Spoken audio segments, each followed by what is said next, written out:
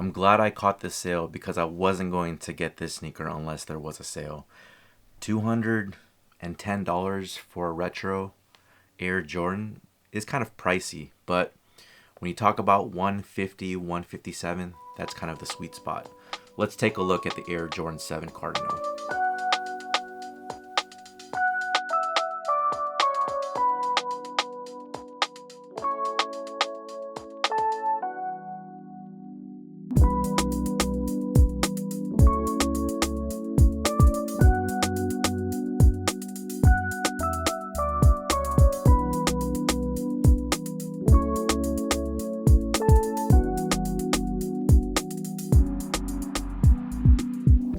All right, so over the course of the past week, there's been a sale going on Nike.com or Nike's app. It's pretty much over now. Today's date is February 21st. And if you used Member 25 in the Nike app, there were certain models and certain colorways of different Nikes that were on sale for 25% off. And the Air Jordan 7 was part of that sale.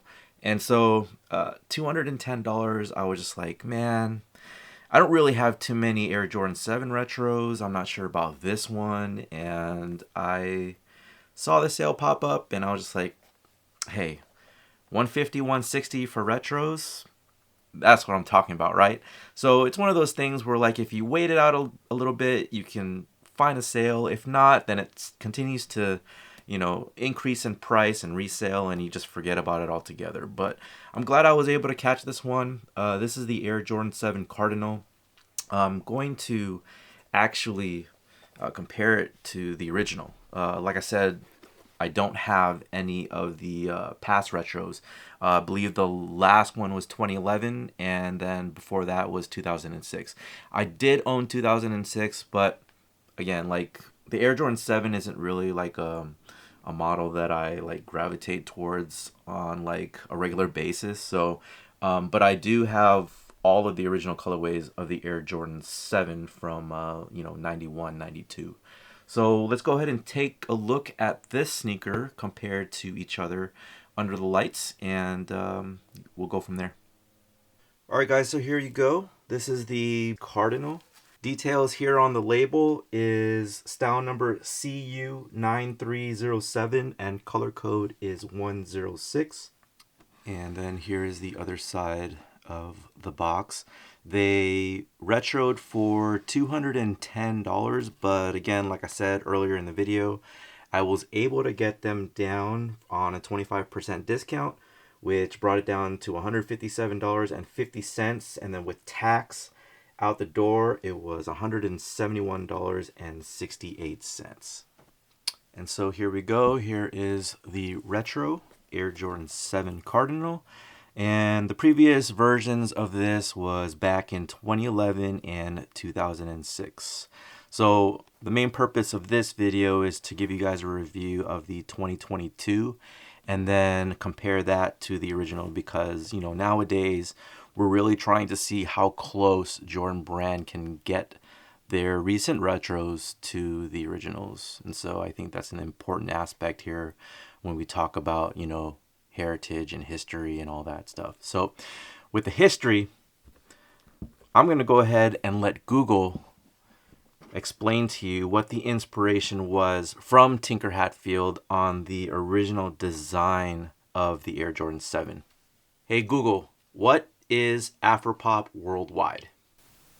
According to Wikipedia, Afropop Worldwide is a radio program that presents the musics of Africa and the African diaspora.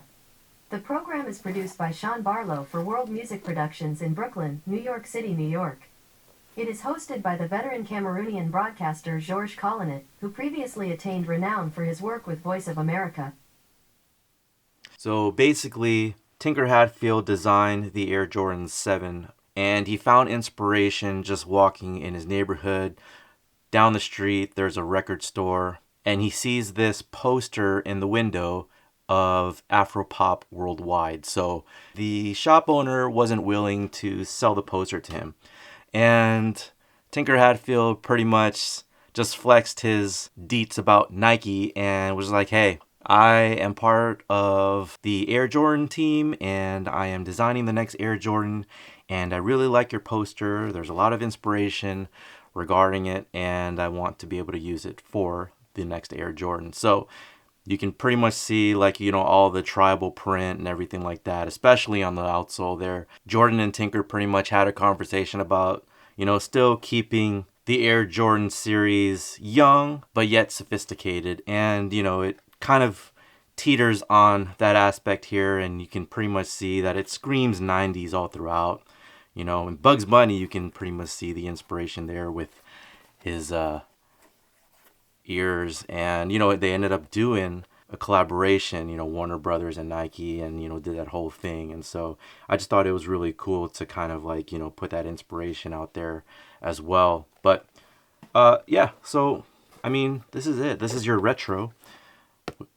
Pretty much looking on point when I was comparing it earlier, off camera to the original. So with that being said, let's go ahead and introduce the original right next to it. But maybe before then, I should give you guys a preview of what the boxes look side by side. All right, so as you can see here, these are both a size 10. You can see that the retro is still a little bit bigger than it is on the original. If you stack them on top, you can pretty much see it's a little bit bigger on the retro. Here's the overall look. Now you kind of see, like, with this reimagined look, a lot of wear and tear over the years. These sneakers are from 1992, guys. And you can see, like, all the wear and tear on the upper of the box here, box lid, and all throughout. You can see that, with some of the reimagined models coming out, with that style look. And I am, I'm a bit of a fan of it. I mean, I do like it, although I also do like that when you get a brand new pair of shoes that you weather them in over the years. It's interesting enough what was included. I'm pretty sure this pair was from Japan. Correct me if I'm wrong for all my Japanese viewers out there.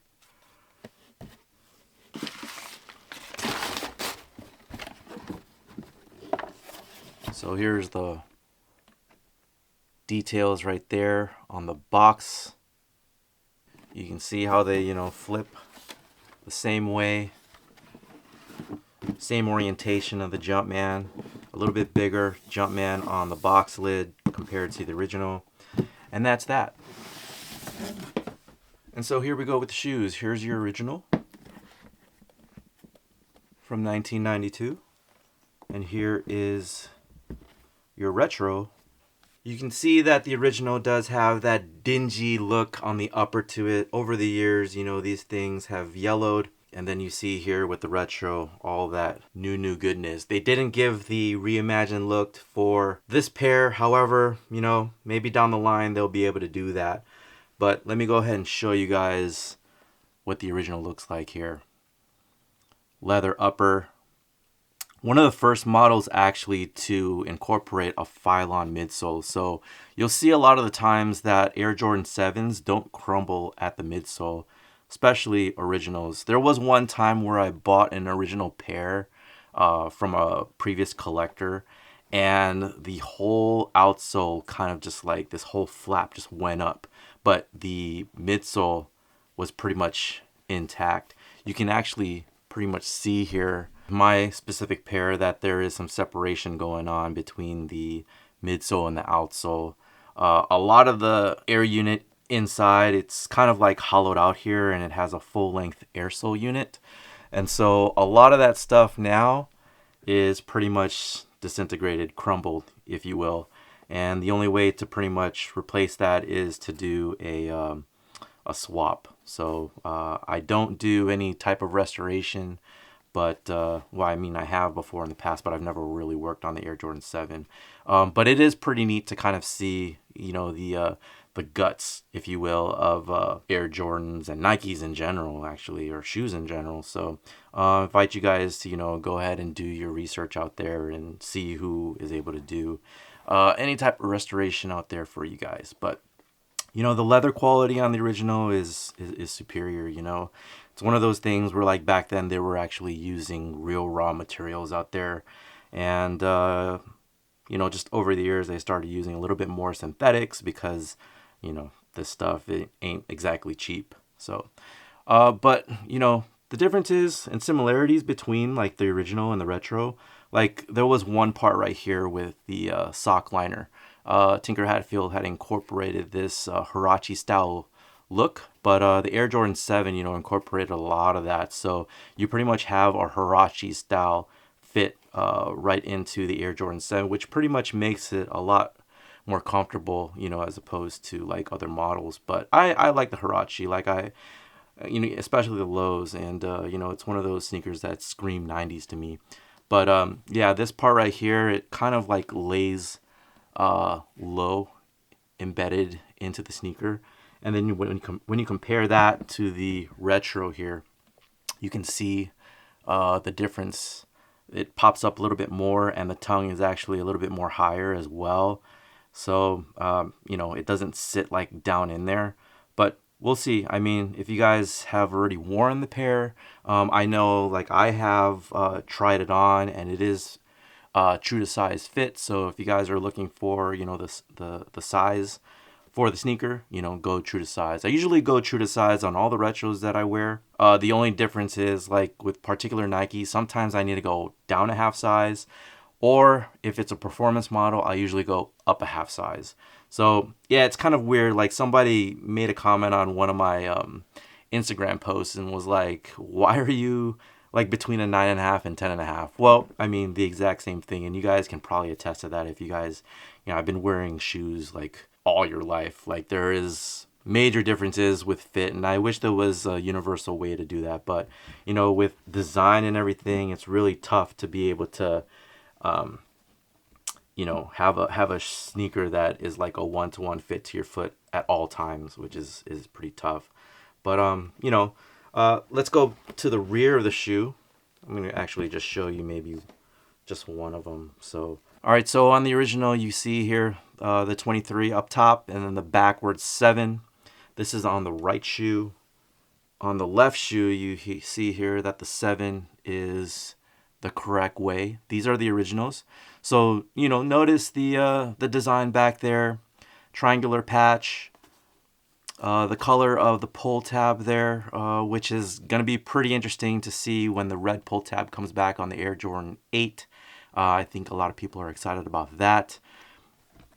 And then, bringing in the retro here, comparing that, you can see the red, or the Cardinal, is a lot brighter than it is on the original. Again, like, it's something to discuss when you talk about age and all that good stuff. But you also see, like, the pull tab there, it's a little bit brighter on the retro than it is on the original there. So that's that. And then, coming on the interior, even, you can see the difference in color. You have that a little bit more of the red here on the retro as compared to the original, where you get a little bit more of that fuchsia look, actually. But both, are considered, cardinal colorway on that. The holes are actually bigger on the original when you go through the tongue. A lot of more breathability, although, the Huarache sock liner is going to give you a lot of breathability all throughout the shoe. It's one of the things that I absolutely love about that fit, comparing it to the retro. Man, these things are bright. But, good leather on the upper for the 2022 version of the 7 here. Here's the Jumpman. As I've noted in previous videos, they do this stitch work on the Jumpman there pretty well compared to, a lot of the versions of the Air Jordan models over the years, especially, the OGs, come different. either they're skinny, they're fat, round, you know what I mean? So difference there, but here it is side by side. As you can see,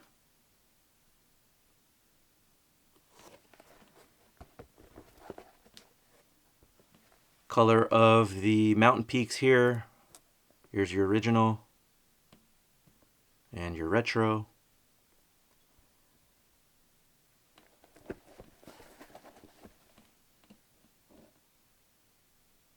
Looking good so far, right? Then we get to the outsole here. And one thing that I found here was that the triangles on the retro, more pointy, a little bit longer than it is on the original, where it's a little bit more rounded out. So they give a little bit more of a sharpness, a definition to the outsole here on the retro. You can see the Jumpman, reaching for the back there. Difference in color as well, as I noted earlier.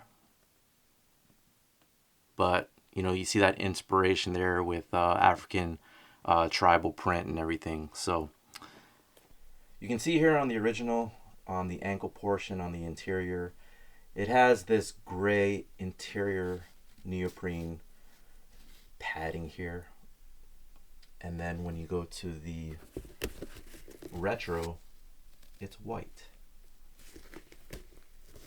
Still, pretty much the same amount of padding there on the ankle. But I just thought it was an interesting change there. You can even see here with the opening here, it's got that peak of gray on the inside. This is the interior portion of the shoe as compared to the retro. It's got a little bit of a more pronounced opening there, and then you see the white neoprene peeking through. So that's just a different cut that I kind of noticed there with the original versus the retro. Alright, so you can see here with the Nike Air on the insole, this is for the original. I'm trying to shine a light here so you guys can get a better look. It's a little bit more smaller than it is on the 2022 retro, but same orientation as it is. A little bit bigger on the retro, but still says Nike Air, so that's pretty cool. Alright, so coming up here on the tongues, you guys can see the Air Jordan spread out. A little bit more skinny on the original when it comes to the stitching as compared to the retro, which is a little bit more pronounced. Also, it's a little bit more centered on the tongue than it is on the original. The original comes up a little bit higher. This is what the size tag looks like behind the tongue of the original. You can see here, produced in 1992, between June and August.